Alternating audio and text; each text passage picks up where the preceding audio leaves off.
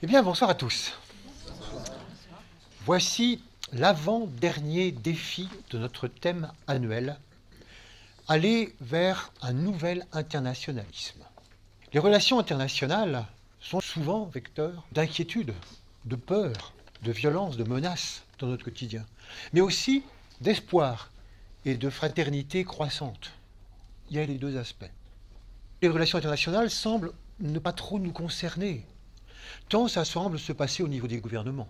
Ce sont les chefs d'État, ce sont les ministres, etc. Ça se passe là-haut. Et nous, on apprend par les informations ce qui se passe.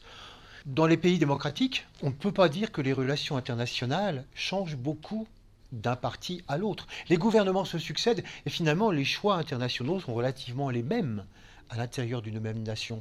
On ne peut pas dire que les élections se gagnent sur un programme différent de relations internationales. Donc c'est quelque chose qui semble à un certain degré au-delà de nous, et ce n'est pas forcément à cela que nous nous intéressons le plus. Et pourtant c'est vraiment quelque chose, comme nous allons le voir, qui est véritablement important.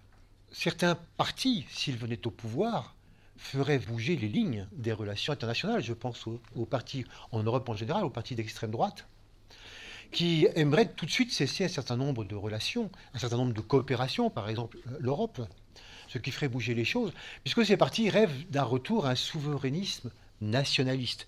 Nous sommes souverains chez nous et on voudrait pouvoir décider ce que nous voulons chez nous sans intervention extérieure. Et pourtant, comment peut-on encore imaginer cela alors qu'il apparaît tellement combien tout s'internationalise, tout est absolument international. Que ce soit l'économie, que ce soit la dégradation de la planète, que ce soit l'écologie, le processus éducatif, que ce soit le monde de l'énergie, le monde des finances, le monde des capitaux, qu'il s'agisse des migrants, bref, on pourrait reprendre tous les problèmes et tous les défis que nous avons vus cette année pour se rendre compte qu'ils sont tous présents et qu'aucun de ces défis ne présente un caractère uniquement par rapport à telle ou telle nation. Ils sont tous internationaux. Par conséquent, comment peut-on imaginer encore pouvoir gérer d'une manière solidaire, en autarcie, un problème quelconque? C'est tout simplement impossible. Il faut bien se rendre compte que l'international est vraiment quelque chose qui est rentré dans notre vie. C'est peut-être dommage que finalement, nous, participant à une nation, on ne se sente pas toujours bien concerné, ou peut-être pas suffisamment consulté, ou peut-être pas suffisamment participant à ce que représente cette vie internationale qui est omniprésente. Commençons par voir le mot international. C'est un mot qui date du 19e siècle, c'est quelque chose qui est très récent, et qui signifie effectivement entre les nations. Comme les nations, on n'en a pas beaucoup entendu parler avant le 19e siècle, on va revoir ça. Il est normal que finalement ce soit un mot très récent, qui est arrivé d'ailleurs par l'Angleterre, qui s'est francisé ensuite. Si le terme apparaît au tout début donc, du 19e siècle, il est très très peu utilisé. Et c'est Karl Marx le premier qui, à Londres, en 1864, va fonder ce qu'on appelle la première internationale. La première internationale, qu'est-ce que c'est? Eh bien, c'est un mouvement politique qui recherche la solidarité entre les travailleurs et les chômeurs, qu'il appelle les prolétaires, et qui s'oppose fermement à toute forme de guerre, au racisme et au nationalisme. Voilà quelque chose de tout à fait sympathique. L'idéal, c'était de dire, mais finalement, ce serait génial si tous les ouvriers pouvaient s'unir, sentir qu'ils sont un. Prolétaires de tous les pays, unissez-vous. Finalement, grâce à ça, on pourrait mettre fin à la guerre. Il est certain que si tous les prolétaires s'unissaient et qu'ils disaient, mais nous, on ne va pas se faire la guerre entre nous, on ne va pas se combattre entre nous. Donc si jamais il y a une guerre qui se pointe, nous on arrête les usines, on arrête de fabriquer des armements, on ne va même pas se battre, ou les ouvriers contre les ouvriers. Et comme on est certainement les plus nombreux, il est évident qu'on va arriver par là même à faire bouger les lignes du point de vue des gouvernements. Très bel idéal, très intéressant. Et en même temps, vous voyez quelque chose qu'on va retrouver tout à l'heure, intéressant de voir que du coup, plutôt que de parler de internationalisme entre les nations, on devrait parler de transnationalisme, quelque chose qui est transverse, qui ne passe pas par les nations. Cet international serait plutôt une transversale, une transnationale. Créer finalement quelque chose qui relie des individus au-delà des frontières, au-delà des nations. Cette première internationale, au bout de quelques années, elle a échoué pour des raisons de dissension idéologique et d'organisation. Il y en a eu une deuxième assez rapidement qui s'est fondée. Et cette deuxième internationale, elle s'est tout de suite échouée devant la guerre de 1914. En effet, cet idéal magnifique a montré qu'il ne fonctionnement. Les ouvriers se sont empressés de faire marcher les usines, de produire des armes et de se faire la guerre entre eux. Très belle idée, mais peut-être certainement trop tôt. il y a aussi d'autres internationales qui ne portent pas ce nom, mais qu'on pourrait imaginer parce que l'idée fondamentale est la même. Par exemple, ce serait l'idéal de l'international de tous les croyants. Alors on pourrait me dire, mais toutes les guerres qui ont eu à cause des religions, c'est effroyable. On ne peut pas imaginer une internationale des croyants. Ben, c'est dommage, ce sont tous des gens qui croient en Dieu, qui croient tous en l'amour, qui croient tous en quelque chose. Et finalement, même si culturellement, apparemment, c'est pas le même Dieu, quand même, ça se ressemble bigrement. Donc est-ce qu'on ne pourrait pas se dire, mais puisqu'on croit tous en Dieu et on croit tous en la fraternité, pourquoi est-ce que tous on décide de ne pas faire la guerre? Alors ok, c'est vrai que les religions étaient un des plus grands facteurs de guerre sur Terre. Mais entre les chrétiens, ils croient à la même Bible, ils croient au même Jésus, ils croient aux mêmes choses. Juste quelques petites différences entre les orthodoxes, les catholiques et les protestants, pas grand-chose. On aurait pu imaginer qu'entre les Allemands, entre les Italiens, entre les Français, tous les chrétiens, même quelquefois tous les catholiques, disent on va quand même pas se battre entre nous. Puisqu'on croit au même Dieu, on croit à l'amour. Eh ben si, on a continué à se battre. On voit donc que là aussi, l'internationale chrétienne ou l'internationale religieuse ne fonctionne pas. Et pourtant, quand on y réfléchit, on dit, c'est vrai, c'est quand même étrange. Si finalement nous sommes tous marqués par quelque chose comme ça, pourquoi est-ce qu'on ne réussit pas à établir de justes relations humaines sur Terre à travers ce qui nous transverse, à travers cette transnationalité? Pourquoi est-ce qu'à un moment donné, les nations l'emportent toujours, le nationalisme l'emporte toujours sur cette transnationalité? Alors du coup, puisqu'on ne pouvait pas fonctionner là-dessus, il est vrai que l'internationalisme s'est organisé non pas sur le transnational, mais sur l'international. Et à la suite de la guerre de 14, il y a deux personnes qui ont fondé quelque chose de très intéressant qu'on appelle la Société des Nations. Il y en a un qu'on connaît bien, qui est le président des États-Unis, Woodrow Wilson, et qui a imposé ça dans le traité de Versailles, mais sur l'idée, c'est ça, on le reconnaît peu, d'un Français, d'un homme politique français qui s'appelle Léon Bourgeois, qui a eu l'idée justement de cette Société des Nations, de dire ce serait bien d'organiser un endroit où on puisse réellement se rencontrer et établir des relations internationales. Et le président Wilson a insisté, il y voyait enfin le moment d'une diplomatie claire, d'une relation avec toutes les nations, d'un endroit où tout le monde pourrait discuter très clairement. En effet, avant la diplomatie, c'était toujours quelque chose de très secret, entre nations, pour faire des alliances, ou au contraire, essayer de contrer des mésalliances. Donc c'était toujours quelque chose de plus ou moins secret, 2 par 2 ou 3 par 3, mais jamais au grand jour. Et là, le président disait, allez, on va tous discuter ensemble, on organise ça, et ça a donné la fameuse Société des Nations à Genève. Ce qui n'a pas réussi à empêcher non plus la Seconde Guerre mondiale. Mais il faut dire que cette Société des Nations n'avait aucun pouvoir décisionnel, c'était juste un endroit de rencontre.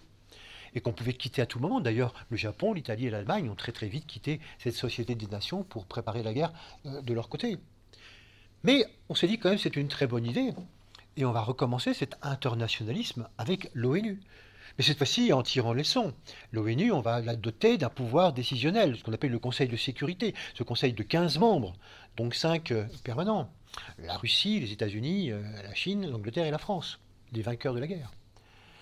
Et on dit qu'ils pourront même disposer d'une armée pacifique, les casques bleus, et qui pourront essayer d'aller sur place, séparer les combattants ou essayer d'imposer la paix. Qu'est-ce que ça a donné? Quelques très beaux succès et quelques retentissants échecs. On peut penser à la Yougoslavie, très récemment. Pourquoi? Tout simplement parce que là encore, l'ONU est simplement un endroit dans lequel chaque nation défend son intérêt propre. À l'ONU, on est d'accord si ça va dans le sens de mes intérêts. À l'ONU, les différents pays ne défendent pas l'intérêt de l'humanité. Chacun défend l'intérêt de son propre État. Et naturellement, ça limite extrêmement vite ce qu'on pourrait attendre. Alors peut-être que quand même, pour modérer ce que je viens de dire, il y a les agences de l'ONU, ce sont les satellites de l'ONU, comme par exemple l'Organisation mondiale de la santé, l'Organisation des télécommunications, l'UNESCO, etc., qui ne sont pas directement dans le domaine des intérêts politiques ou économiques, et qui ont eu vraiment, et qui ont toujours eu beaucoup de succès, qui ont servi à faire se rencontrer les peuples et à servir à mondialiser un certain nombre d'éléments. Donc là, de ce côté-là, on peut dire qu'il y a véritablement beaucoup de succès. Mais du point de vue politique, finalement, on en reste toujours à cette confrontation des nations qui, tant que ça va dans mon intérêt, je suis d'accord. Si ça ne va pas dans mon intérêt, je bloque. Où en sommes-nous maintenant des relations internationales? Tout simplement maintenant de chefs d'État à chefs d'État. Les fameuses réunions des G8, des G20, des G12, etc. Et qui font qu'à partir de là, comme il y a de plus en plus de facilité de transport, de plus en plus de facilité de communication. Les chefs d'État se réunissent, parlent entre eux très très rapidement, et c'est surtout là que se font réellement les relations internationales. D'où cette impression de ne pas être au courant, de découvrir ce qui se passe, cette impression de dire, bon, ben voilà, c'est les chefs de gouvernement, c'est la prérogative du chef de l'État et du ministre des Affaires étrangères, et finalement, nous, on n'y est peut-être pas pour grand-chose. Alors depuis tout à l'heure, je vous parle de international ou transnational. Pour bien comprendre ça, il faut commencer par le début peut-être et arriver à comprendre qu'est-ce que c'est qu'une nation. On a tous une idée, une nation, c'est bien que quand quelqu'un en parle d'une nation, on voit ce que ça veut dire. Et pourtant, c'est quelque chose qu'il faut creuser un petit peu plus, en faisant bien la différence entre plusieurs termes. Qu'est-ce qu'un pays, un État, un peuple et une nation? Un pays, c'est très simple, c'est un espace géographique, défini par des frontières. Bon, ça, c'est un pays. C'est vraiment l'aspect géographique de l'affaire, voilà, l'aspect physique. Sur cette aire géographique vivent plusieurs peuples. Quelquefois un peuple, mais c'est assez rare. Qu'est-ce que c'est qu'un peuple? Un peuple, c'est tout simplement un ensemble d'individus qui ont la même langue, qui appartiennent généralement donc à la même ethnie, qui ont la même culture et souvent même la même religion. Et donc ils ont une identité commune qui les rassemble tous et qui font qu'ils s'estiment un peuple. C'est une identité tellement forte que la plupart du temps, on a exigé d'avoir un État par peuple, un pays par peuple. Mais ce n'est pas le cas, ce n'est pas ce qui s'est passé, on va voir pourquoi. Qu'est-ce que c'est qu'un État? Un État, c'est l'organisation administrative, judiciaire, politique. On a donc différents éléments. L'État qui gère le pays, l'aire géographique, et dessus un peuple ou plusieurs peuples. Très bien. Qu'est-ce que ça va être qu'une nation? Ça, c'est quelque chose qui est beaucoup plus subtil. Autant j'ai pu vous définir l'État, le pays, le peuple avec 3-4 mots, autant la nation, je ne peux pas du tout le faire comme ça parce que c'est quelque chose qui est un devenir, qui est beaucoup plus un état psychologique plutôt qu'un fait avéré physique. Et c'est ça qui va être intéressant justement de l'aspect nation par rapport à la notion de pays. En effet, lorsque sur un pays il y a plusieurs peuples, le problème se pose assez rapidement de savoir qui dirige le pays. Et on a eu ça devant nous depuis très très très longtemps, que ce soit en France, que ce soit n'importe où dans le monde, à savoir des guerres civiles à l'intérieur du pays parce que telle ethnie ou tel peuple ou telle province ou tel aspect décide que c'est à moi de diriger, non c'est à moi, non c'est à moi. Et donc en Afrique ça a été pendant les années 60, ça a été constant, ça s'est un petit peu calmé maintenant, mais c'est vraiment quelque chose qu'on a eu pendant des années et des dizaines d'années, des guerres civiles partout parce que justement les différents peuples au sein d'un pays s'opposent. Et quelquefois, on a bien l'idée de dire, tiens, ce serait peut-être même bien de supprimer carrément l'autre peuple, comme ça on serait tranquille. Mais comme ça ne marche pas, on ne peut pas y arriver. Donc c'est sans arrêt qu'il y a ces guerres civiles. Naturellement, ce n'est pas la solution. Naturellement, asservir un peuple qui serait minoritaire par un qui serait majoritaire, c'est certainement pas la solution, même si c'est souvent ce qui a été fait. Si on prend par exemple la France, c'est intéressant de voir que nous étions un ensemble de peuples extraordinairement différents. Si vous prenez les peuples du Nord, les Normands, les Bretons, ceux d'Aquitaine, si vous prenez les Basques, si vous prenez les Provençaux, les Savoyards, les Alsaciens, ceux du sang, le nombre de populations, le nombre de langues, le nombre de cultures était absolument extraordinairement différent. On se rend peut-être un petit peu moins compte maintenant, mais c'était une espèce de mosaïque de populations extraordinairement différentes. Et finalement, chacun se réclamait avant tout de sa culture, de son ethnie, donc du peuple auquel il appartenait. Et très secondairement, de la France. Autrement dit, lorsqu'on est encore dans un pays, qu'est-ce qui compte avant tout? Eh bien, je suis de telle région, je suis de telle culture, je suis de telle langue, et secondairement, oui, c'est vrai que j'habite un pays, mais c'est secondaire. Naturellement, quand on est comme ça, chaque pays, chaque peuple garde son identité. Il n'y a pas d'union. Mais l'âme que nous sommes, car ce qu'il faut voir derrière tout ça, c'est le processus d'âme, l'âme qui est unité, l'âme qui est amour, cherche toujours, même quand on n'est pas du tout conscient, à unir. Et ce qui est fabuleux, c'est que tout le processus d'unification de l'humanité, c'est toujours fait grâce à l'âme, à travers nous, en toute inconscience. Depuis le début, c'est l'âme qui nous amène à nous regrouper.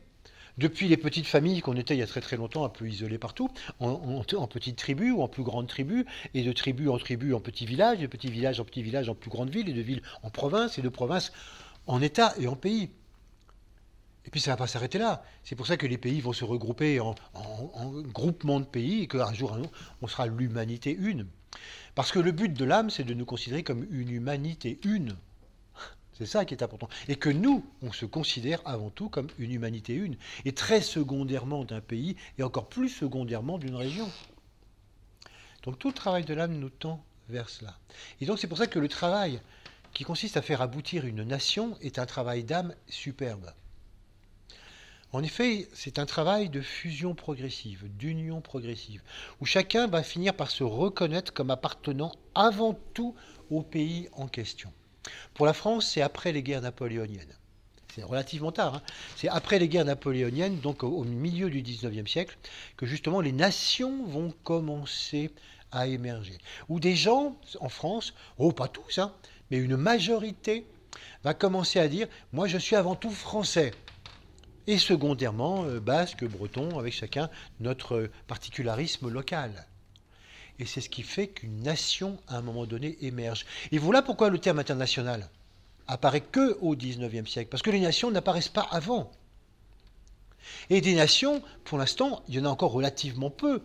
Il y a 200 pays recensés à l'ONU, mais dans ces 200 pays, il y a guère plus de 60 ou 70 nations. Pas plus. Les autres sont en cours d'émergence, en cours de naissance, en cours de fusion, mais ce n'est pas encore fait. Donc vous voyez que pour l'instant, on a vraiment sur la planète une majorité de pays et une minorité de nations. Parce que c'est un processus récent et qui prend du temps. Et on ne peut pas dire qu'un jour, pouf, ça y est, on est une nation. C'est un phénomène qui prend de plus en plus de temps et qui demande vraiment un amalgame. Regardez l'Espagne et la Catalogne. On voit bien comment, voilà, c'est pas encore fait. Il y a eu des difficultés, il y a eu des problèmes, il y a eu des problèmes politiques, il y a eu des oppositions dans le temps et qui ont laissé des traces. Et il faudra certainement beaucoup de temps pour que progressivement, tout le monde accepte de s'unir. Et il n'y a que l'amour qui peut le faire, certainement pas la raison, la force, en disant l'état de droit exige que vous soyez comme ça. Non, c'est pas comme ça qu'on fait une nation. C'est en s'aimant, c'est pas en s'obligeant à faire partie. Donc c'est passionnant de voir que le processus de fondation des nations est vraiment quelque chose qui est toujours en cours. Même la nation française, qui est déjà bien unifiée, c'est toujours quelque chose qui va de plus en plus loin. Les nations, c'est vraiment un ensemble d'humains. Et par conséquent, si on veut vraiment comprendre ce qui se passe au niveau national et au niveau international, il faut bien comprendre ce qui se passe du point de vue humain et interhumain. La psychologie des nations et la psychologie des individus est donc complètement à croiser. Vous allez voir que c'est tout à fait intéressant à faire. Nous avons vu qu'un individu tel que nous sommes aussi extrêmement complexes. Nous aussi, nous sommes une âme fondamentalement à travers une personnalité et que l'âme, l'essence que nous sommes, cherche à s'exprimer, à s'extérioriser à travers la personnalité que nous sommes grâce au mental, à l'émotionnel et au physique. Et que le but de chacun d'entre nous, c'est d'arriver à trouver la qualité fondamentale d'âme que nous sommes, l'exprimer à travers une autre qualité qu'on appelle celle de la personnalité, et qu'à partir de là, on puisse mettre tout ça en commun et faire avancer la planète Terre, donc globalement, à travers toutes nos qualités unifiées, complémentaires, et qui fonctionnent pour faire avancer les choses. Naturellement, comme une nation, c'est une synthèse absolument extraordinaire d'humains, on va pouvoir faire exactement la même comparaison. Et vous allez voir que c'est très intéressant d'arriver à comparer continuellement l'histoire de l'humain et l'histoire d'une nation. C'est exactement pareil. Donc une nation, aussi surprenant que ça puisse vous paraître, comme c'est un groupe d'humains, ça a aussi une âme. Chaque nation a une âme particulière. Si vous n'aimez pas le mot âme, parce que je le garde pour faire l'analogie avec l'humain, mais disons que chaque nation a une qualité essentielle fondamentale. Chaque nation a une qualité secondaire qu'on pourrait appeler sa personnalité. Chaque nation doit réussir à trouver sa qualité essentielle et l'exprimer à travers sa personnalité. En termes de rayon, on pourrait dire que chaque nation a un rayon d'âme et que chaque nation a un rayon de personnalité, comme nous. Et que comme nous, chaque nation doit réussir à exprimer son rayon d'âme à travers son rayon de personnalité. Naturellement, comme nous, pour l'instant, on a du mal à trouver ce rayon d'âme ou cette qualité essentielle. De temps en temps, on y est, on travaille avec, mais on ne peut pas dire que c'est ce qu'on exprime au maximum dans le quotidien. Ce qu'on exprime souvent au quotidien, c'est notre rayon de personnalité. Les nations, pareil. Pour l'instant, aucune nation n'a véritablement trouvé son rayon d'âme. Pour l'instant, toutes expriment complètement leur rayon de personnalité. C'est tout à fait normal.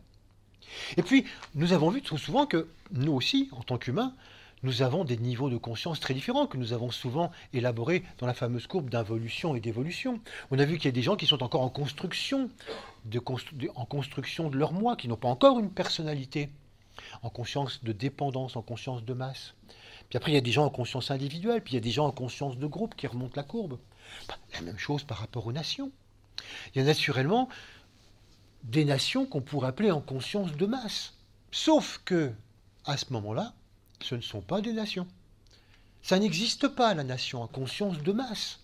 Puisque tel que je vous l'ai dit tout à l'heure, une nation naît à partir du moment où la personnalité va naître. Donc, tous les pays qui sont encore en état de pays sont encore en conscience de dépendance. Ce qui est très important, parce qu'on ne peut pas considérer ces pays-là de la même manière. Par contre, à partir du moment où ils réussissent leur fusion interne, ou qu'ils commencent leur fusion interne, la nation va naître exactement comme un être humain. À partir du moment où son mental, son émotionnel et son physique va aussi fusionner, progressivement naît la personnalité, le moi-je, l'autonomie, l'indépendance, l'affirmation de soi. Or, on sait très bien que chaque fois qu'un individu affirme son moi et qu'il se la joue lion, glorieux, ah c'est moi, je suis le meilleur, je suis le plus fort, etc. Relationnellement, c'est pas terrible. Au début du XXe siècle, un certain nombre de nations européennes sont passées par ce stade d'affirmation du moi-je. C'est moi le plus fort, non c'est moi, puis c'est moi qui colonise le monde, et puis non c'est moi. Résultat, une bagarre un peu de personnalité. Et donc on a eu un certain nombre de problèmes et de guerres mondiales à cause de ça. L'affirmation du moi. C'est intéressant de mettre en rapport combien le nationalisme, c'est l'équivalent chez l'individu de l'individualisme. On pourrait dire que chaque fois qu'on s'individualise, c'est comme si on fabriquait notre petite nation. Ou si vous préférez, une nation qui se construit, c'est son individu qui se construit. Donc il y a les deux éléments. Nationalisme égale forcément égoïsme, exactement comme le niveau de la personnalité. Les deux choses vont de pair. Et d'un seul coup, on comprend pourquoi l'internationale dont je parlais tout à l'heure, qu'elle soit chrétienne ou qu'elle soit ouvrière, pourquoi ces internationales ne fonctionnent pas? Pourquoi ces transnationales ne fonctionnent pas? Mais tout simplement parce que ce qui est le plus fort à un moment donné, c'est le moi. Au moment où les nations sont nées, au moment justement 19e et 20e siècle, quand les nations du monde ont commencé à apparaître, c'était complètement parallèle en fonction de l'apparition de très nombreuses personnalités. Et donc c'est pas au moment où moi j'existe, où moi je m'affirme, et j'ai pas envie d'être confondu avec un autre, c'est pas le moment de me dire, oui mais t'es un avec, ah non non je suis un avec personne, je suis un avec moi, point. Donc le nationalisme ne me parlait pas de transversalisme. Ah non non non, c'est la nation. Donc on comprend pourquoi l'international, vu de cette manière-là, d'une manière transversale, était une idée très généreuse et très intéressante, mais qui ne pouvait pas fonctionner au moment même où justement l'individualisme national devenait extrêmement fort. C'était tout simplement pas possible. Et donc on a comme ça un passage obligé. À un moment donné, toutes les nations qui s'individualisent passent par leur personnalité, donc relativement insupportables vis-à-vis des autres. Et souvent ça se passe avec de la guerre, malheureusement. Il y a aussi la conscience d'ensemble, et nous l'avons vu que de nombreuses personnes, de nombreux individus qui sont passés par cette affirmation du moi, en reviennent et commencent à dire bon ça va bien le moi, même si je suis encore un petit peu égoïste, mais de toute façon, ce qui est intéressant maintenant, c'est d'être en relation avec les autres. Comment travailler avec les autres? Comment relationner juste avec les autres? Commencer même à prendre conscience de l'ensemble. Comment pouvons-nous faire partie d'un ensemble? Chacun étant une cellule d'un ensemble. Et finalement, se battre et affirmer nos individualismes les uns contre les autres, ça n'a pas de sens. Comment pouvons-nous coopérer? Alors ces nations ont commencé à coopérer. C'est ce qui s'est passé après la guerre en Europe. Et donc à partir de là, on a commencé à construire l'Europe. Mais l'Europe, c'est une idée absolument extraordinaire. C'est la conscience d'ensemble. Si on va très très loin, ça veut dire c'est la fin des nations. Du moins telle qu'on la conçoit actuellement. On verra tout à l'heure que peut-être pas. Mais en tout cas, c'est la fin des administrations séparées. Pouvons-nous avoir une espèce de fédération internationale, une fédération européenne? C'est le but des fondateurs de l'Europe. Naturellement, ce n'est pas du tout ça qui est pour l'instant accepté. Beaucoup de gens même freinent complètement des cas de fer par rapport à ça, parce qu'encore une fois, c'est remettre en question complètement ma personne. Est-ce que vous voyez l'analogie? Elle est constante à faire, elle est très intéressante. Accepter que ma nation s'ouvre et se donne à l'Europe, c'est exactement pareil que de dire, c'est accepter que ma personnalité s'ouvre et se donne à l'âme et au groupe. Mais ça me fait peur, moi. Est-ce que moi, je risque pas de disparaître dans l'âme, dans le groupe subjectif? Voilà, donc moi, je me méfie un peu de tout ça. Bah, se donner à l'Europe, c'est exactement la même chose, c'est rigoureusement la même chose. Donc on peut comprendre tout à fait les gens qui se méfient, les gens qui ont peur, les gens qui disent allons-y doucement. C'est pour ça qu'on voit qu'il y a encore beaucoup d'égoïsme, beaucoup de peur, beaucoup de méfiance, beaucoup de nationalisme au sein du principe européen. Donc comment voulez-vous ça fonctionne? Comment voulez-vous faire fonctionner une idée d'ensemble avec une psychologie d'individualisme? Ben voilà. Donc on fait ce qu'on peut. Mais il n'y a pas du tout de quoi désespérer, c'est tout à fait normal. C'est pour ça que vous voyez, pour comprendre la vie internationale, pour comprendre la vie européenne, c'est tellement clair quand on fait constamment le rapport avec la vie de l'individu.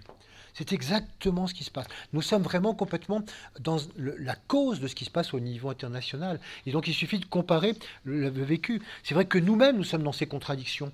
Nous-mêmes, on aurait envie d'être généreux. Nous-mêmes, nous aurions envie d'être global, de vivre complètement dans l'ensemble. Oui, mais moi, ma vie, quand même, c'est quelque chose d'important.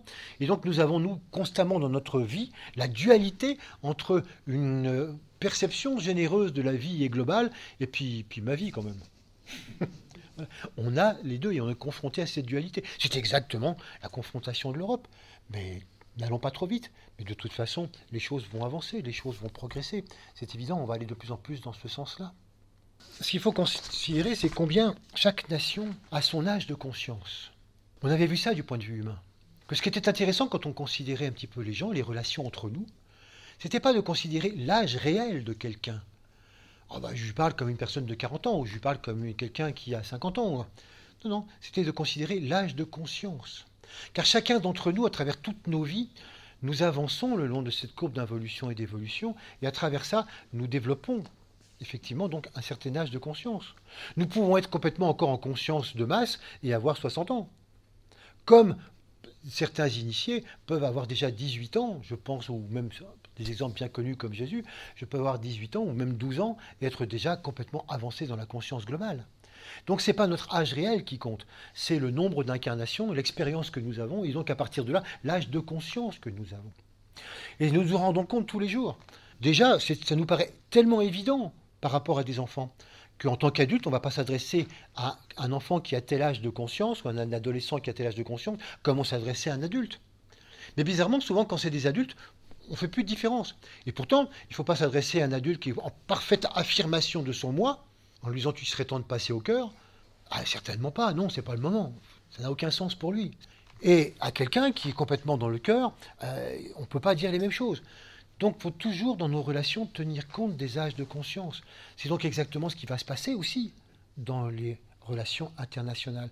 Est-ce que nous faisons attention dans notre perception de la vie internationale, comme nous faisons attention dans la perception avec nos relations, quel est l'âge de conscience de la nation en question?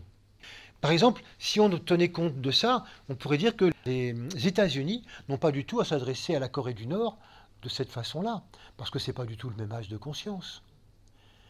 Mais, ceci dit, là, il ne s'agit pas forcément d'un rapport d'État à État, de nation à nation, mais beaucoup plus de chef d'État à chef d'État. Il est évident que les États-Unis de Barack Obama ne s'adressaient pas à la Corée du Nord de cette manière-là. Donc là aussi, il faut pouvoir faire la différence entre les deux aspects. Mais là, on pourrait se dire, oui, mais qu'est-ce que tu prends dans une nation? L'âge de conscience d'une nation, oui, mais en se fiant sur quoi? Sur une moyenne, sur une synthèse. Une nation, comme je vous l'ai expliqué tout à l'heure, c'est une extraordinaire synthèse de différents éléments qui donne une psychologie à un moment donné et qui ne cesse d'évoluer. Toute nation évolue de la naissance à un moment donné. La naissance, une nation enfant, une nation adolescente, une nation adulte, une nation qui passe en conscience d'individuel, qui passe en conscience de groupe, etc., jusqu'à ce qu'on ait un idéal de nation. Donc ça suit exactement le même parcours qu'un être humain. Et donc, qu'est-ce qu'on va prendre là-dedans? Cette synthèse. Il est évident que dans une nation, dans une même nation, vous avez des personnes qui habitent cette nation qui sont sur tous les niveaux de la courbe. Dans une nation comme la France, vous avez des gens qui ne sont pas du tout encore en conscience individuelle. Alors que la France l'est bien. Elle est même un peu plus loin puisqu'elle cherche à participer à l'Europe. Donc il y a des gens qui sont encore en construction, qui pourraient faire partie simplement d'un pays.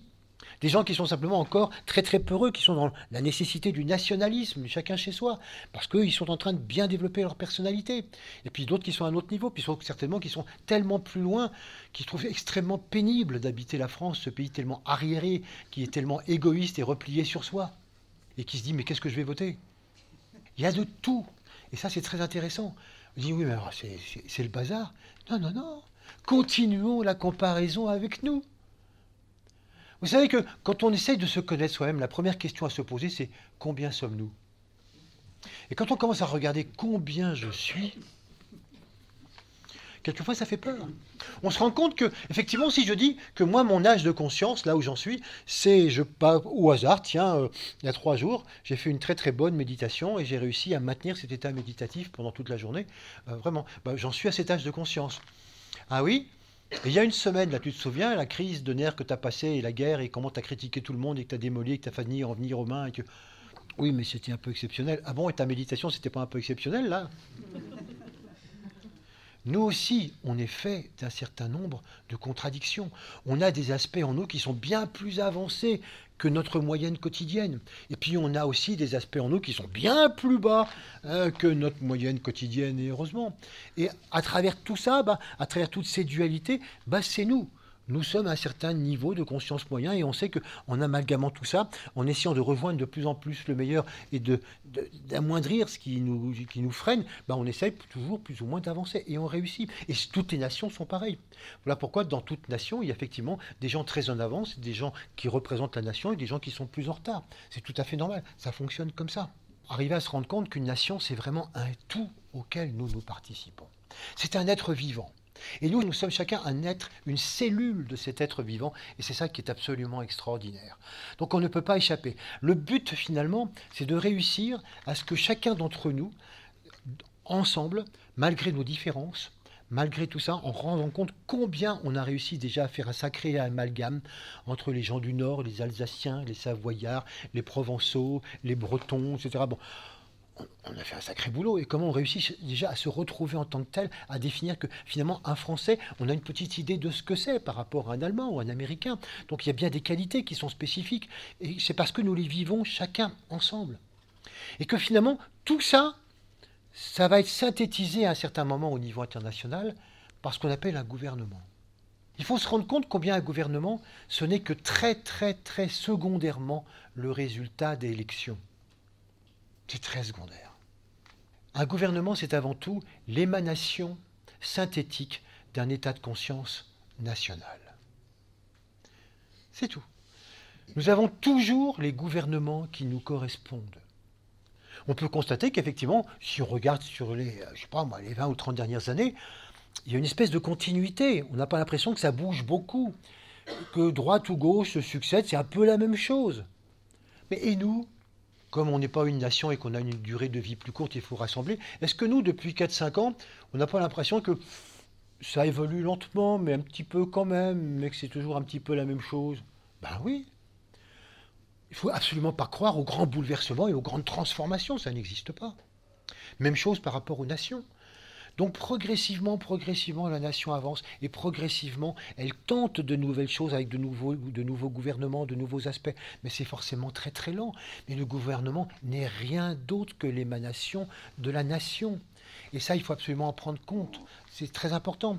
On a toujours quelquefois l'impression que le gouvernement, c'est quelque chose qui ne nous correspond pas. Mais bien sûr que si. Naturellement, ça ne correspond toujours qu'à peu près une 50% de la population. Parce qu'on ne sait pas trop, parce qu'on aimerait autre chose. C'est vrai qu'entre Barack Obama et Donald Trump, voilà, c'est pas les mêmes 50% de la population qui se sont exprimés. Mais dans cette moyenne globale, ce sont les États-Unis, avec leur dualité. Chaque pays a aussi un signe astrologique. La France, c'est Lion. Peut-être que ça ne vous étonnera pas. Avec sa superbe, son orgueil d'être français, on est les meilleurs. Les États-Unis sont Gémeaux. Barack Obama, Donald Trump. Barack Obama, Donald Trump. Dualité. Et c'est passionnant d'arriver justement à comprendre ce que peut vivre chaque pays à travers son signe astrologique. Plus tard, d'ailleurs, on arrivera à mieux comprendre chaque pays par son ascendant, c'est-à-dire le but de son âme. Ça sera de plus en plus fort. Mais pour l'instant, c'est ce que nous vivons. Et donc, il est vraiment très important d'arriver à comprendre combien chacun d'entre nous, nous avons un rôle absolument énorme dans notre nation. Et que tout ce que nous vivons, C'est ça qui finalement remonte sans arrêt au niveau des gouvernements. On pourrait voir les choses un petit peu de cette manière-là. Je vais vous le dessiner. Une nation, on pourrait représenter ça un peu comme un triangle, avec à la tête, justement, donc le gouvernement. Et si on pense à l'internationalisme, tel que j'en parlais tout à l'heure, voilà par exemple 3 nations, on va dire, nous, on n'y est pas pour grand-chose. Hein. Nous, on est quelque part à l'intérieur, comme ça. Nous sommes tous les petits points. Et finalement, les relations internationales, ça se passe à ce niveau-là. Nous, on n'est pas concernés, on ne nous demande rien. Sauf que, d'après ce que je viens de vous décrire, le gouvernement, si on le considère seulement comme la synthèse, l'expression synthétique de la conscience d'une nation, ça veut dire que simplement, c'est quelque chose qui, à un moment donné, va exprimer à un niveau global avec d'autres nations, parce que tout ne peut pas être fait à partir de chacun d'entre nous, ou bien qu'à un moment donné, il y ait des synthèses, eh bien, ça va exprimer tout ce que nous vivons. Il faut donc comprendre l'extraordinaire importance pour chacun d'entre nous de faire évoluer la nation. C'est ça notre première mission. Chaque nation, comme je vous le disais tout à l'heure, est une qualité fondamentale. Chaque nation doit pouvoir à un moment donné être un instrument de musique qui va s'exprimer dans le concert des nations. Mais il faut la trouver, cette qualité. Est-ce que par exemple, on sait, nous tout de suite, quelle est la qualité fondamentale de la France ? La qualité fondamentale de l'Allemagne, la qualité fondamentale des États-Unis, de la Grande-Bretagne, de la Russie, etc. Est-ce qu'on connaît ces qualités fondamentales? Est-ce on les voit déjà émerger? Quand on étudie la chose, on commence déjà à voir des choses, oui, qui émergent bien sûr, en termes culturels, en termes de psychologie, etc. On commence à voir des choses différentes. Mais si nous étions un peu plus conscients de ce que nous avons la charge d'opérer, en tant que participants à la nation française, qu'est-ce la qualité que nous devons amener à s'épanouir, de manière à ce qu'elle puisse ensuite collaborer avec les choses. Ce serait très intéressant. Et après, cette synthèse pourrait s'opérer par le processus donc du gouvernement qui pourrait relayer les choses avec les autres. D'autant plus que entre nous, nous sommes déjà naturellement complètement connectés. C'est ce qui fait que la connexion interne, à chaque fois dans chaque pays, fait bouger considérablement les choses. Parce que nous nous sentons groupe, nous nous sentons globalement positifs. Et que nous faisons sans arrêt remonter les informations en haut. Regardez par exemple ce qui s'est passé récemment avec l'affaire Epstein, avec ces affaires de harcèlement sexuel. Comment ça s'est propagé d'une manière extraordinaire grâce aux réseaux sociaux. On va en reparler tout à l'heure. Le nombre de gens qui ont réagi. Mais tout le monde n'a pas réagi de la même manière dans tous les pays. Il y a des pays qui se sont sentis beaucoup plus concernés que d'autres. Ou des gens qui ont réagi beaucoup plus que d'autres. Ou d'une certaine manière alors que d'autres ont réagi d'autre manière. C'est ce qui fait justement la richesse des différents pays. Mais ce qui est intéressant, c'est qu'on voit comment nous-mêmes, à partir du moment où il y a eu une réaction très très forte, et que cette réaction, eh bien, par exemple, si ce triangle représente la France, eh bien, ça a amené justement des choses vers le haut, et que d'un seul coup, le gouvernement, à chaque fois, s'interroge. Chaque fois que nous avons des mouvements comme nous avons eu en soutenant, par exemple en France, tous les mouvements révolutionnaires du Maghreb, pensez à la place Tahrir, etc., c'est sûr que ça bouge et que le gouvernement ne peut pas ne pas en tenir compte. Et donc il faut se rendre compte qu'en réalité, tout ce que nous vivons, nous, en réaction à l'international, en réaction à ce que nous vivons, nous, nationalement, en réaction à ce qui se passe partout, à tout ce que nous vivons, tout ce à quoi nous réagissons, tout ce que nous pensons, mais tout cela, en regardant le spectacle du monde et en réagissant au spectacle du monde, ça forme quelque chose qui fait bouger constamment, qui remonte constamment et qui amène forcément le gouvernement à en tenir compte et à exprimer cela d'une manière ou d'une autre. Et si le gouvernement ne peut pas l'exprimer, ce sera le prochain qui l'exprimera, parce qu'il sera porté au pouvoir, tout simplement parce que il y a quelque chose qui n'a pas pu être exprimé jusque-là, et ainsi de suite. Mais que finalement, les relations internationales, oui, telles qu'on les conçoit maintenant, elles vont s'exprimer à ce niveau-là par les gouvernements. Mais comme les gouvernements ne sont rien d'autre que l'expression de notre conscience à tous, les relations internationales, c'est notre conscience à tous. Et c'est pour ça que c'est tellement important de considérer comment est-ce qu'on regarde les nations, aux informations. Est-ce qu'on regarde tel pays, on dit « Ah, mais ça, c'est une bande de...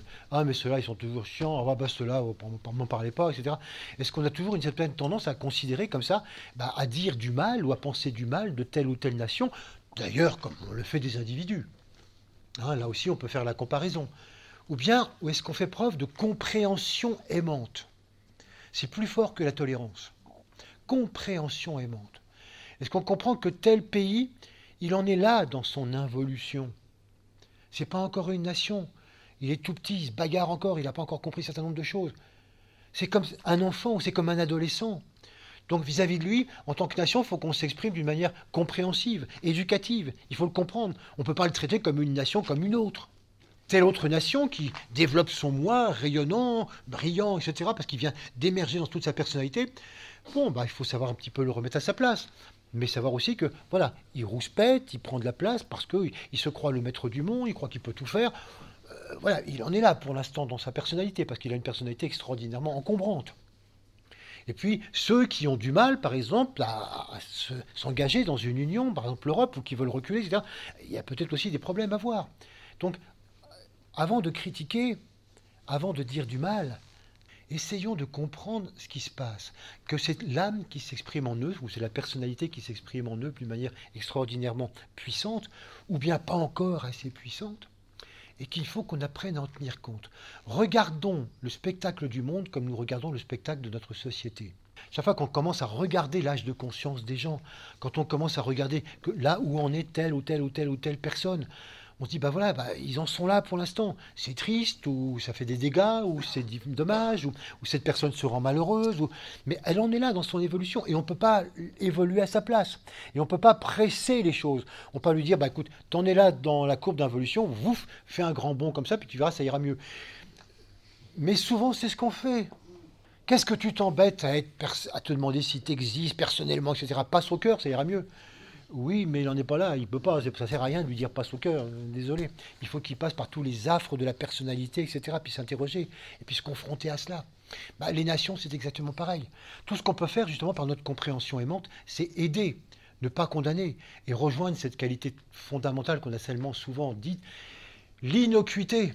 Être inoffensif, si même on ne peut pas encore aimer, au moins ne pas dégager, ne pas rayonner de nous du mal, des pensées négatives. Ça, c'est vraiment un point fondamental et qui aide beaucoup à augmenter le niveau national.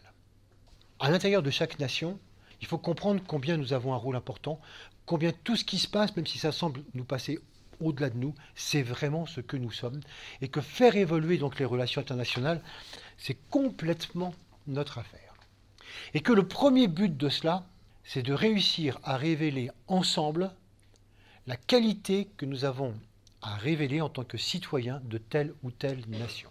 Et de regarder, d'observer quelle est la qualité qui émerge de chacune des nations que nous connaissons un peu, ou dans lesquelles nous voyageons, ou avec lesquelles nous sommes en contact, ou que nous observons, ou avec lesquelles nous avons des affinités. Tiens, pourquoi avons-nous des affinités avec telle ou telle nation? Aurions-nous des qualités communes, des rayons communs? Vous voyez, c'est une autre façon de voir le monde international. Non pas une jungle de gens qui essaient de se faire une place, mais au contraire une école qui cherche à faire émerger des qualités complémentaires, en disant que quand on fera tous émerger nos qualités complémentaires, ce sera fabuleux. Parce que chaque nation met à la disposition des autres les qualités qui auront grandi à l'intérieur. Ça, c'est notre premier travail. Faire émerger la qualité en tant que citoyen d'une nation. Et nous y participons par tout ce que nous vivons. Et puis, il y a un deuxième travail qui va encore un peu plus loin. Et ce deuxième travail, c'est de faire émerger notre citoyenneté du monde. Il faut faire émerger le fait que nous sommes des humains. Avant tout, tous des humains, affirmant l'unité de l'humanité. Et ça, on va le trouver peut-être à travers autre chose. Plutôt que de parler d'internationalisme, plutôt que d'essayer de passer par ce processus de nation, on pourrait revenir à ce que je décrivais tout à l'heure à propos de l'international, c'est-à-dire un transnationalisme, au-delà. Comme si justement on pourrait dire, il n'y a peut-être pas finalement que chaque nation va être quelque chose qui va émerger comme ça, qui va faire exploser une qualité, mais c'est vraiment des choses qui peuvent peut-être se passer entre nous. Et là, j'ai envie de dessiner les nations d'une manière un peu différente. Cette fois-ci, je vais faire des cercles. Pourquoi ?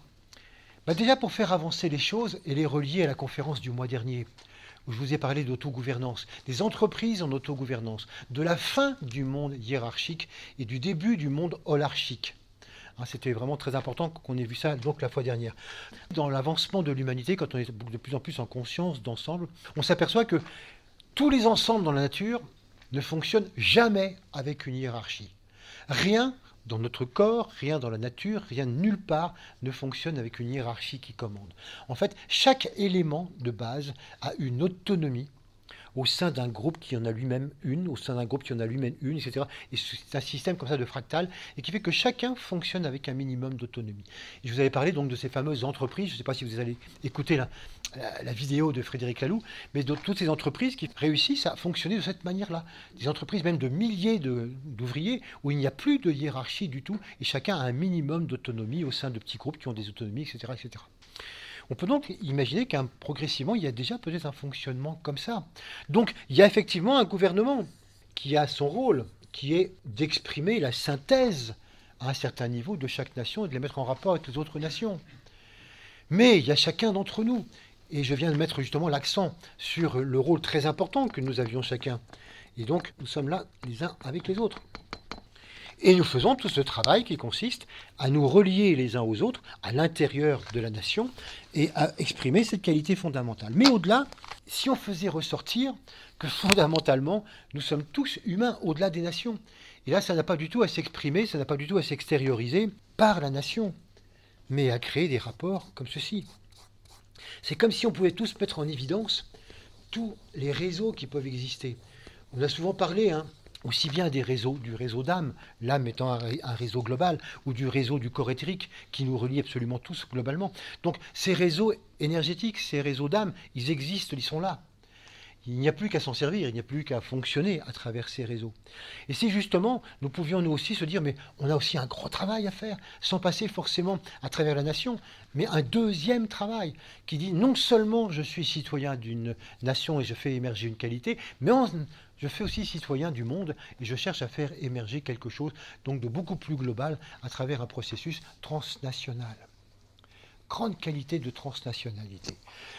Alors, ce qui est très intéressant, c'est de voir que finalement, dans ce transnational, qu'est-ce qui fonctionne à travers ça?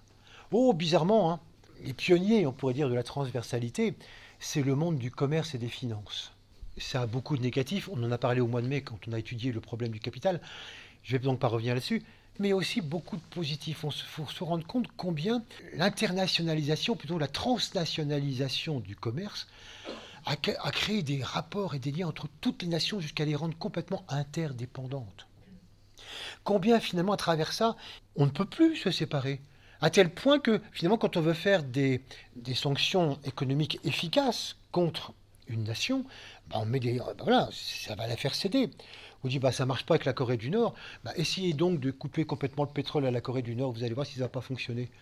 En 15 jours, ça va fonctionner. Mais on n'ose pas aller jusque-là. Mais plus aucune nation ne fonctionne d'une manière autarcique, ça ne fonctionne pas. Donc on sait très bien qu'il y a toujours ces liens et qu'on a énormément d'exemples dans lesquels le commerce, les relations internationales, les relations commerciales ont fait exploser certaines dictatures ou certaines nations qui voulaient absolument rester en autarcie. Et on dit, mais ça ne marche pas. À partir du moment où le commerce international intervient, ça lève tout. Donc il y a un côté positif. Mais beaucoup plus positif, et aussi transnationales, toutes les ONG, les grandes ONG, Médecins sans frontières, la Croix-Rouge, etc., etc. Aussi, tous les mouvements altermondialistes bien connus, tous ces mouvements qui ont comme devise un autre monde est possible, tous ces mouvements qui ont créé des forums internationaux à Porto Alegre. Vraiment, tout ça, c'est vraiment des mouvements que vous connaissez parce que ça fait un certain nombre d'années que ça existe. Donc il y a énormément comme ça de mouvements transnationaux et qui se disent, mais au-delà du processus des nations, qui est très intéressant, affirmons aussi notre communauté humaine. Et ça marche. Pourquoi? Parce que ce qui ne marchait pas dans les internationales du passé, c'est déjà le côté limité. J'ai pris comme exemple l'internationale ouvrière. C'est tout, c'est limité, ça ne peut pas fonctionner. Ou bien l'internationale chrétienne. Oui, c'est intéressant, mais ce n'est pas tout. Il y a plein de gens qui ne sont pas concernés. Et donc, ce qui est intéressant, c'est d'arriver à voir qu'une internationale de l'émotionnel, ça ne peut pas fonctionner. Une internationale du cœur, ouais, qui prend tout le monde en compte, quelles que soient ses spécificités locales. Là, c'est intéressant.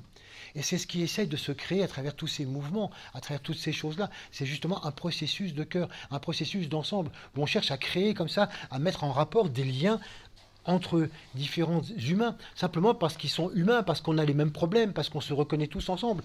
Et donc d'arriver à dire, voilà, on est tous ensemble, une humanité une, et on est en solidarité, au-delà et par-delà les frontières. Ça, c'est vraiment un processus extrêmement important. Est-ce que nous participons à ça, individuellement? Ben oui, ben oui. Et qu'est-ce qui nous permet ça? Ben, ce qui nous permet ça, c'est que nous avons l'état de conscience qui va avec. Ça fait que dans chaque nation, il y a beaucoup d'individus qui ont déjà développé cette conscience de réseau, qui sert naturellement à remonter dans la nation, mais qui aussi passe complètement en transnationalisme. Et comme cet état de conscience existe, il a donné naissance à la technologie adéquate. N'oubliez pas que toute technique, toute technologie n'est inventée sur Terre que si l'état de conscience correspondant existe. Ça veut dire que les limitations de nos technologies actuelles sont rien d'autre que nos limitations de conscience.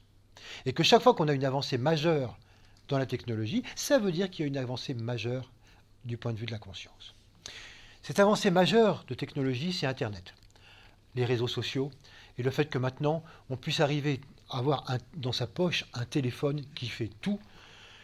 Je ne sais pas si vous vous rendez compte à quel point il y a 30 ou 40 ans, c'est tout simplement impensable, inimaginable. Comment tous les futurologues, il y a 40 ou 50 ans, n'avaient jamais imaginé Internet. Pourquoi? Parce qu'ils estiment, les futurologues font toujours en essayant de faire des projections à partir de ce qui est connu du point de vue technologique, au lieu de partir des progrès de la conscience.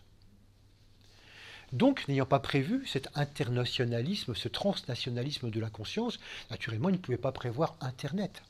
Du fait que nous commencions déjà, nous humains, à nous relier les uns aux autres en tant qu'humains, tout simplement, une transhumanité, ben, ils ne pouvaient pas imaginer que la technologie suivrait et qu'Internet a été inventé et que maintenant nous pouvons relier n'importe qui à chaque moment et que c'est fabuleux. Et que bientôt, les progrès techniques nous permettront de faire des chats gratuits ou avec WhatsApp, de fonctionner et d'écrire des choses gratuitement avec des Chinois. Et qu'eux, ils écriront en chinois et ça nous apparaîtra en français. Et nous, on le fera en français, ça sera directement codé en chinois. D'ici 10 ans, c'est fait. Donc, créant un internationalisme absolument fabuleux, sans barrière de langue. Et souvent, c'est ce qui se passe entre nous. C'est intéressant de voir combien, déjà, nous, quelquefois, nous allons soutenir par Internet, parce que par tel lien, par telle chose, on va soutenir tel village en Afrique, ou tel hôpital, ou telle école. Nous allons soutenir tel mouvement en Amazonie, nous allons soutenir telle chose en Asie. Comment individuellement, quelquefois même, sans passer par telle ou telle association, nous avons un point de réseau. Nous tissons un fil de réseau par rapport à telle personne qui est dans tel pays, ou telle association qui est dans tel pays, où nous donnons des sous, où nous soutenons mentalement. Nous créons comme ça des jumelages fondamentaux, des jumelages de personne à personne. Le transnationalisme, c'est de créer des jumelages d'individu à individu, d'individu à un groupe, de groupe à groupe plus grand, de village en village, de nation, de ville en ville. C'est tout ça, c'est tous ces jumelages qui se font et qui ne sont pas du tout en rapport avec l'expression nationale, mais avec une expression tout simplement humaine, spontanée. Et donc chacun prend en charge au nom de notre autonomie. C'est ça l'holarchie aussi dont je parlais la fois dernière. On n'a pas à référer à quoi que ce soit, à dire « oui, mais c'est en tant que Français que je fais ça ». Non, non, c'est en tant qu'humain. Ce qui n'empêche pas, par ailleurs, mon travail de Français. Nous avons donc la double casquette, celle qui consiste à fonctionner déjà par rapport à l'expression de la qualité de notre nation, et celle qui consiste à habiter complètement tous les réseaux qui existent et à faire que, finalement, ces réseaux ils soient véritablement créateurs d'un système unique planétaire. Qu'est-ce que ça nous demande psychologiquement parlant ? Ça va nous demander déjà de travailler ce qu'on appelle une qualité fondamentale, la reconnaissance. Quand on ne sait pas reconnaître quelqu'un, le minimum c'est d'avoir du respect. Souvent c'est ce qu'on apprend aux enfants. Les enfants qui ne savent pas ce que veut dire reconnaître vraiment un adulte ou une personne pour ce qu'il est, ou reconnaître un enfant, ou reconnaître un animal pour ce qu'il est, on lui enseigne de respecter. Tu ne peux pas reconnaître, mais respecte au moins. Plus tard, quand on devient justement adulte et qu'on sait ce que la vie veut dire, ce que chaque individualité veut dire, ce que c'est qu'une plante, ce que c'est qu'un animal, ce que c'est qu'un autre humain, alors on apprend la reconnaissance. Ça, c'est une qualité fondamentale que nous avons tous à travailler. Comment reconnaître l'autre, non pas en tant que moi l'appréciant ou pas, mais pour ce qu'il est fondamentalement. Ce qui amène naturellement un contact beaucoup plus d'essentiel à essentiel, d'âme à âme. Au-delà de mes goûts. Reconnaître quelqu'un, ça ne veut pas dire forcément l'apprécier. Mais je reconnais qu'il existe, il en est là, il a telle qualité, il a tel défaut, c'est un humain à part entière qui a exactement les mêmes droits et les mêmes essentiels que moi, même si je ne suis pas d'accord avec lui. Et à partir de là, reconnaître que chacun est une parcelle, chacun est une cellule d'une nation, et que chacun est une cellule de l'humanité tout entière. et que c'est ça que nous avons à développer. Et qu'à partir de là, nous avons effectivement les mêmes choses, les mêmes difficultés. Nous en parlais tout à l'heure. Il faut vraiment faire le rapport entre notre psychologie et la psychologie des nations et la psychologie de l'humanité tout entière. Tout à l'heure, j'ai signalé combien nous-mêmes, il est très difficile de dépasser notre propre petite nation, difficile de dépasser notre personnalité égoïste et d'aller au-delà, de se donner à autre chose. C'est vrai que c'est pas facile non plus dans un certain nombre de cas au niveau de l'humanité. Même chose par rapport à nos défauts que nous avons en commun. Ce qui nous cause le plus de problèmes, nous tous en humains, c'est le corps émotionnel. Oh, ça tient en quelques mots, hein. Ce qui nous vraiment cause les pires difficultés, c'est le désir, en toutes ses formes, avec l'argent, la sexualité, la religion, même si c'est souvent une aspiration plus grande, mais grosse pourvoyeuse de difficultés dans l'humanité, et la peur. Voilà, vous prenez tout ça et si vous étudiez ça, vous verrez qu'il y a forcément l'une de ces choses-là dans toutes les problématiques fondamentales qu'on va rencontrer dans l'humanité. Nous avons tous souvent peur des uns des autres, ou peur du changement, ou peur de ceci, ou peur de cela. Nous avons tous des envies, peur de perdre, peur de ne pas avoir assez, etc., etc. Bref, c'est tout le temps là. C'est ce qui fait que nos relations les uns avec les autres, et naturellement les relations de nation à nation, sont aussi difficiles, puisque la transposition doit se faire systématiquement. Mais nous travaillons. Nous travaillons. Si nous sommes là ce soir ensemble, c'est parce que justement, nous disons, ok, c'est vrai qu'on a des problèmes de désir, mais on cherche progressivement à transformer ça. C'est vrai qu'on n'est plus simplement dans un processus religieux obtus, on essaie d'avoir une spiritualité ouverte. On essaie d'avoir une relation sexuelle différente, avoir une approche sexuelle différente. On essaye d'avoir un rapport à la peur aussi qui change, avec beaucoup plus de confiance. Bref, nous travaillons cela. Et ce qui est intéressant de voir, qui est encore une forme encore plus subtile d'internationalisation, plutôt de transnationalisation, même de transhumanisation, c'est que chaque fois que nous travaillons quelque chose, nous le faisons pour tous. Les réseaux existent à un niveau tel qu'on ne l'imagine pas, à tel point que nous ne sommes pas seuls. Chaque fois que quelqu'un, quelque part, fait un travail sur son émotionnel, tout le monde en bénéficie. Chaque fois que nous faisons quelque chose, tout le monde en bénéficie. Et c'est ainsi que le niveau global de l'humanité s'élève. Ne croyez pas que nous faisons un travail uniquement pour nous. Chaque fois que nous transmutons quelque chose, il y a progrès par rapport à l'ensemble. Je vais vous donner simplement deux exemples qui peuvent vous paraître un peu curieux, mais qui sont vraiment intéressants. Si par exemple en nous cherchons à améliorer notre relation homme-femme, si nous acceptons en nous le côté masculin-féminin, le côté actif-réceptif, le côté beaucoup plus logique, quelquefois, et un côté plus intuitif.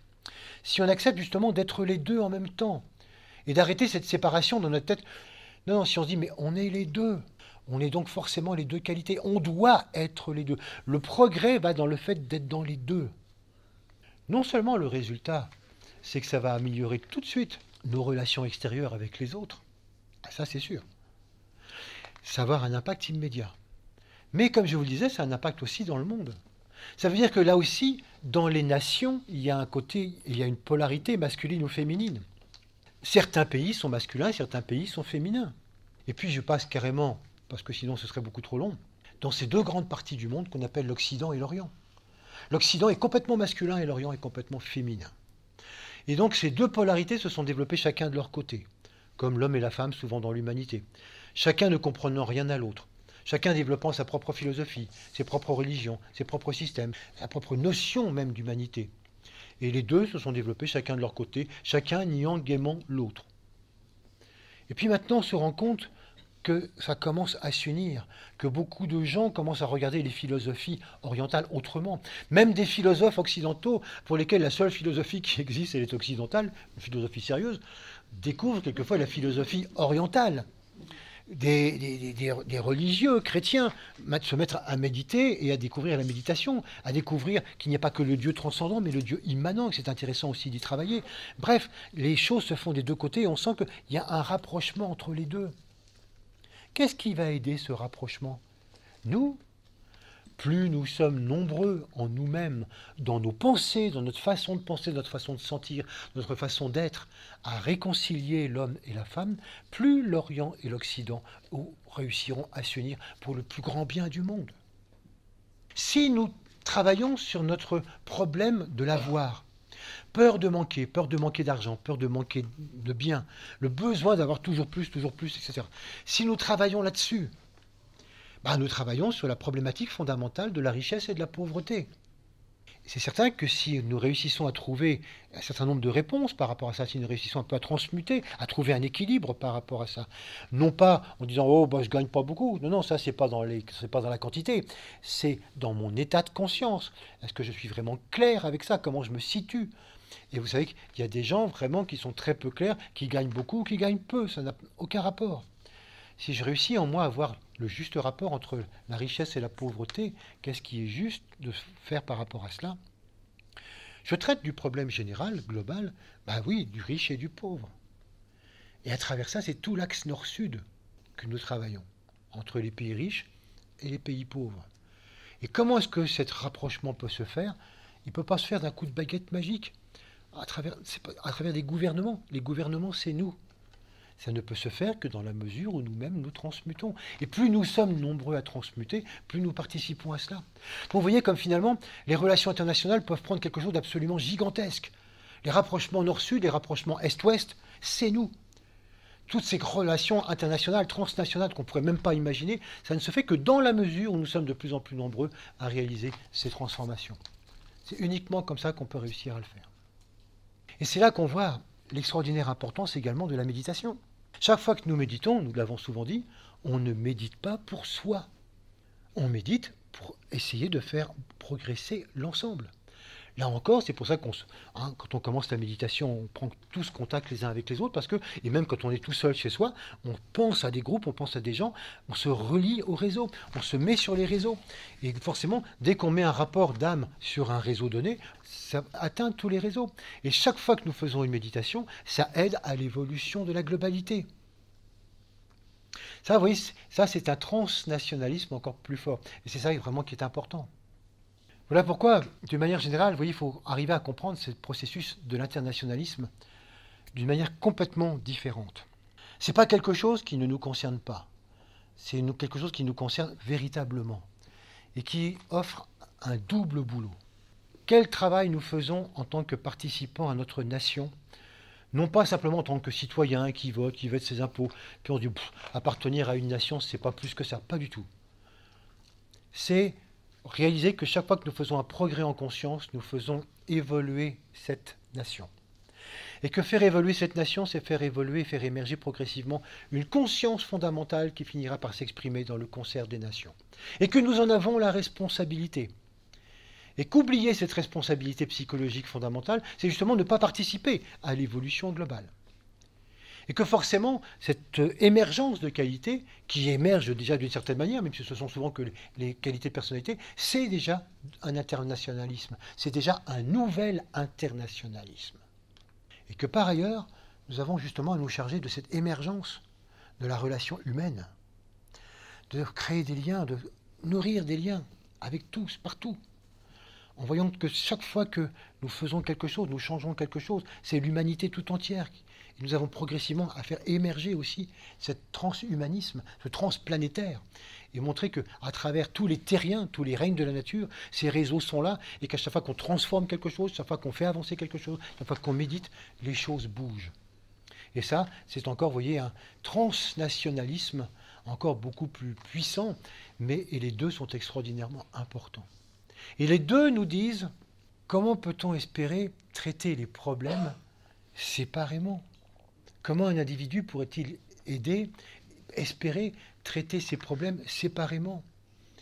J'ai un problème de couple, j'ai un problème chez moi, j'ai un problème ceci, j'ai un problème cela, mais je vais m'arranger, je vais traiter ça tout seul de mon côté.